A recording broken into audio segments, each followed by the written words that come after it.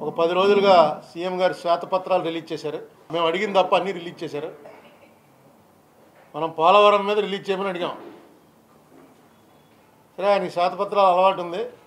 ఇప్పుడు చేసినటువంటి వైట్ పేపర్లో నిన్న చేసింది ఇండస్ట్రీస్ మీద చేశారు. మనం మీకు గుర్తుండే ఉంటుంది, 6 నెలల్లో 8 నెలలు అయింది. మనం ఇండస్ట్రీస్కి సంబంధించినటువంటి వీళ్ళు అసెంబ్లీలో ఇచ్చిన ఆన్సర్ని పట్టుకుని ఒక్కసారి మీరు రండి, ఎవరన్నా ఇందులో ఉన్న ఇండస్ట్రీలు ఎన్ని ఉన్నాయో చూద్దాం. ఎందుకంటే మన ఈస్ట్ గోదావరిలోనే దాదాపు 40-50 ఇండస్ట్రీస్ ఉన్నాయి. ఒకసారి ఇందులో ఉన్న ఇండస్ట్రీస్ దగ్గరికి వెళ్దాం కలిసి. మీ ఖర్చులు కూడా మేమే పెట్టుకుంటాం. ఎవరన్నా responsible person from the side of the government వచ్చినట్టయితే మనం వెళ్ళి చూద్దాం. ఎందుకంటే ఇవన్నీ మాకు ఎక్కడా కనపట్టలేదు. మీరైతే వైట్ పేపర్ అని చెప్పి ప్రకటించారు. ఇది వైట్ పేపర్ కాదు, ఇది అసెంబ్లీలో ఆన్సర్. అసెంబ్లీలో ఆన్సర్ అంటే ఖచ్చితంగా ప్రివిలేజ్ అట్రాక్ట్ అవుతుంది రాంగ్ ఆన్సర్ ఇస్తే అని చెప్పాం. ఈవేళ అదే మళ్ళీ వైట్ పేపర్లో వచ్చింది. ఆయన చెప్పినటువంటి 18 లక్షల కోట్లలో 10% కూడా లేదు. ఆ 10% అయ్యిందని ఏదైతే చెప్తున్నారో అది కూడా అవ్వలేదని నేను చెప్తున్నాను. నేనే కాదు, గ్రౌండ్ రియాలిటీలోకి వెళ్ళి చూసిన వాళ్ళు ఎవరికైనా అర్థమవుతుంది.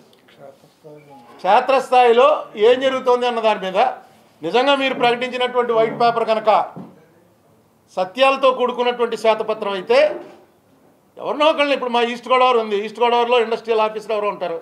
ఆ ఇండస్ట్రియల్ ఆఫీసర్తో చెప్పండి, రోజు కోట్లు ఖర్చు పెట్టి బస్సులు వేసి తీసుకెళ్ళి పోలవరం చూపించి అమరావతి చూపించి ఇంత చేస్తున్న వాళ్ళు, ఆఫ్టర్ ఆల్ అరుణ్ కుమార్ అనేటువంటి ఒకడు వస్తాను, నా ఖర్చులతోనే వస్తానండి, మా రాజమండ్రి మీడియాని తీసుకొస్తానంటే మీరు ముందుకు రావట్లేదంటే ఈ శ్వేతపత్రాలు ఎలా నమ్ముతాం?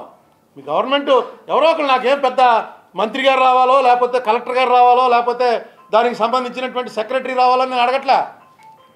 దీనికి సంబంధించి గవర్నమెంట్ సైడ్ నుంచి ఎవరు వచ్చినా సరే అంటే ఆయన చెప్పేది గవర్నమెంట్ రెస్పాన్సిబిలిటీ తీసుకోవాలి.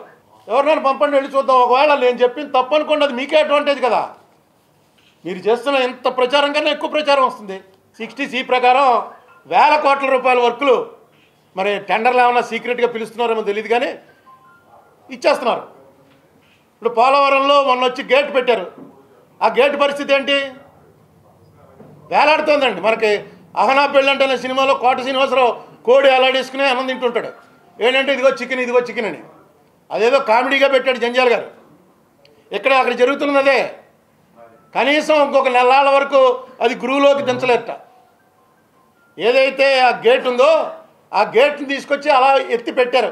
అది అలాగా వేలాడుతుందన్నమాట. దానికి ఇంకా ఉరిశిక్ష ఇంకో నెల పైనే. అప్పుడు కానీ ఆ కింద గురువులో అది సెట్ అవ్వదు, సెట్ అయ్యి కాంక్రీట్ అవ్వదు. అయిపోయింది, పెట్టేసాం. ఇన్ని టన్నులు, ఇన్ని వ్యవహారం, పెద్ద జనం, పెద్ద హడావిడి, లైవ్ టెలికాస్ట్. నేను అనేది ఏంటంటే మీరు పడుతున్నటువంటి శ్రమ ఫలితం ప్రజలకు చూపించండి.